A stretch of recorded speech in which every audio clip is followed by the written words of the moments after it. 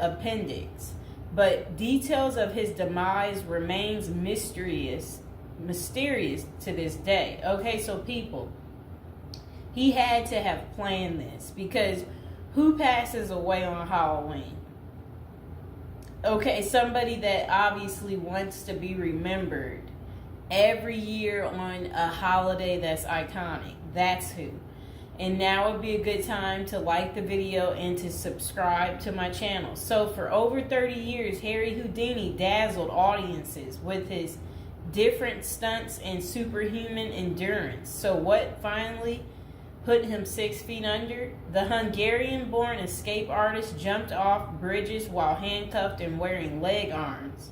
He slithered out of sealed milk cans filled with water, and he devised a Chinese water torture cell in which he submerged and suspended upside down by his ankles.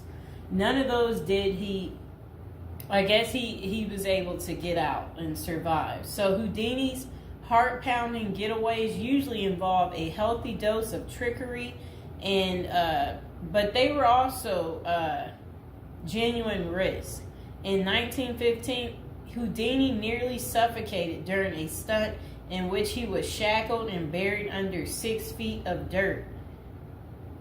Houdini had made a career out of surviving the impossible, which only made the circumstances of his 1926 death all more mysterious. The 52-year-old performed before a packed audience in Detroit on October 24th, but was rushed to the hospital afterwards with an apparent case of appendicitis. He died just a week later on Halloween, leaving his legions of admirers bewildered. Okay, so an obituary in the New York Times expressed shock at the passing of the man who so often had seemed to thousands to be cheating the very jaws of death. And I want to talk about something else. So I've been to Detroit, and I don't remember anybody talking about Houdini there. And I think they should have had some of his cool, iconic stuff there. But I did see they had Houdini stuff in Las Vegas when I was in Vegas. So, I don't know why they don't have it set up in Detroit. So Houdini's final performance. The strange series of events that led to Houdini's demise had kicked off several weeks earlier on October 11th. 1926, while being shackled into his Chinese water torture cell during a performance in Albany, New York. So it says he was struck on the leg by a piece of faulty equipment. He hobbled his way through the rest of the show, but was later found to have sustained a fractured left ankle. Against doctors' orders, Houdini continued his torture and traveled to Montreal, where he gave a lecture at McGill University. Just a few days later, on October 22nd, he invited some McGill students to visit him in his dressing room at the Princess Theater. The magician's sore ankle was still bothering him, so he plopped down on a couch while the group chatted. At some point, a student named J. Gordon Whitehead arrived and asked Houdini if it was true that he could resist hard punches to his abdomen, a claim that the magician had supposedly made in public. According to witness Sam Smits, when Houdini said the rumors were true, Whitehead abruptly delivered 4 to 5 terribly, forcibly deliberate, well-directed blows to his stomach. Houdini was still reclined on the couch and had no time to prepare for the punches, which appeared to leave him in considerable pain. And now would be a good time to like the video and to subscribe to my channel. Do you like this new series? This is the Death series, and there will be more series to come and more episodes from the Death series as well.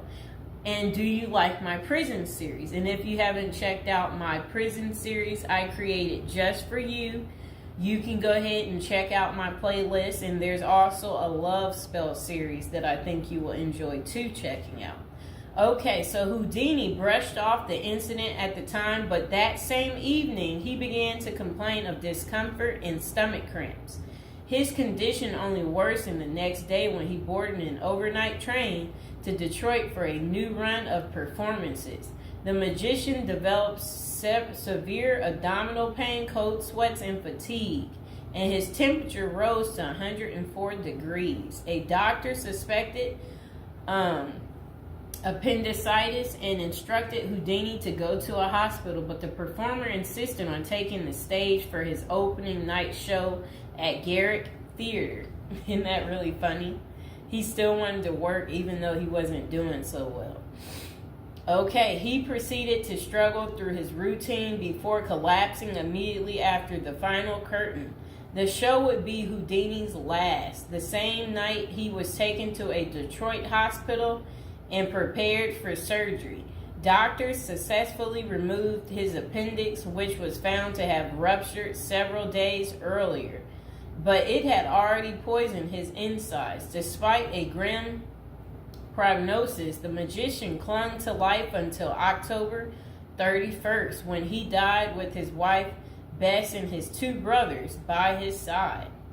The official cause of Houdini's death was listed as peritonitis caused by a ruptured appendix. At the time, the magician's doctors firmly believed that the illness was the result of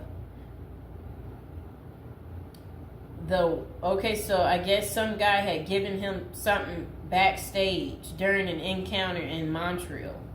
Okay, so such cases of traumatic appendicitis are extraordinarily rare. One study found only a couple dozen instances over a nearly 20-year period, but in 1926 the diagnosis was widely accepted.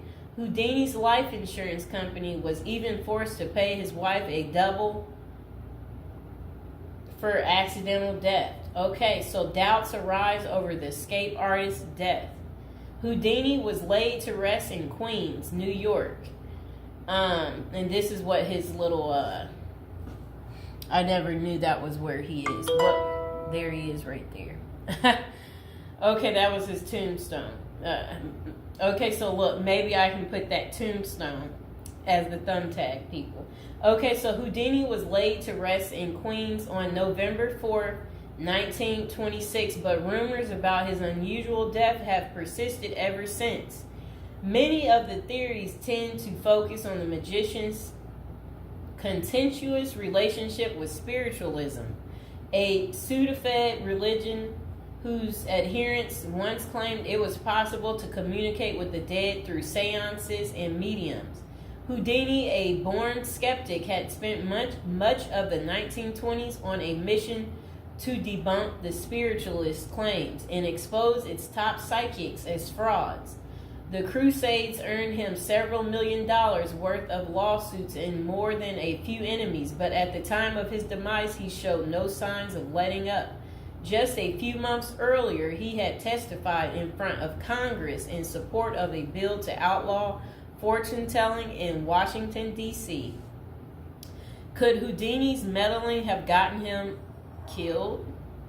In the 2006 biography, The Secret Life of Houdini, authors William Kalash and Larry Sloman contend that the magician's death may have been a carefully planned assassination by members of the spiritualist community. If one were to suspect Houdini a victim of foul play, they write, then the section of organization crime that was composed of fraudulent spirit mediums must be considered likely suspect. Okay, so Kalash and Sloman argue that the spiritualists had a history of poisoning their enemies, and they note that no autopsy was ever performed to confirm Houdini's death. I wonder why. So his death was actually caused by appendicitis. If someone were hell-bent on poisoning Houdini, it wouldn't have been very difficult, they concluded. Considerable debate has also focused on J. Gordon Whitehead, the McGill student who supposedly delivered the potentially fatal gut punches to Houdini's Montreal dressing room. In the 2005 book, the man who killed Houdini, author Don Bell, floated a theory that Whitehead may have been in league with the spiritualists, some of who had previously threatened to harm Houdini or have him beaten up. Bell concluded that there was not enough evidence to connect Whitehead to any kind of criminal plot, but others have argued that he was an enemy agent who stalked Houdini during the magician's time in Montreal. Okay, so was Houdini murdered? The true cause of Houdini's demise may never be known for sure, but the majority of scholars tend to dismiss the murder theories as mere speculation. For them, the more pressing question is whether Houdini's ruptured appendix had any connection to the stomach blows he received a few days earlier. Don't forget to like the video, and if you're new to the channel, go ahead and hit that subscribe button. So while the evidence shows that such conditions is indeed possible, many consider it more likely that Whitehead's punches simply caused Houdini to ignore an already existing case of appendicitis. By the time the magician finally sought out treatment, the theory goes it was already too late. Interestingly, perhaps the most sought after source for information about Houdini's death is none other than Houdini himself in what amounted to his ultimate test of the spiritualist claims. The magician promised his wife Bess that he would try to communicate with her from beyond the grave. Bess went to hold an annual Houdini seance for 10 years before finally abandoning the search in 1936. Fans and fellow magicians have since made the seance a Halloween tradition, but thus far, the great Houdini's ghost has refused to speak. I wonder why. So I hope you guys enjoyed hearing about what happened to Harry Houdini and how he passed away on Halloween.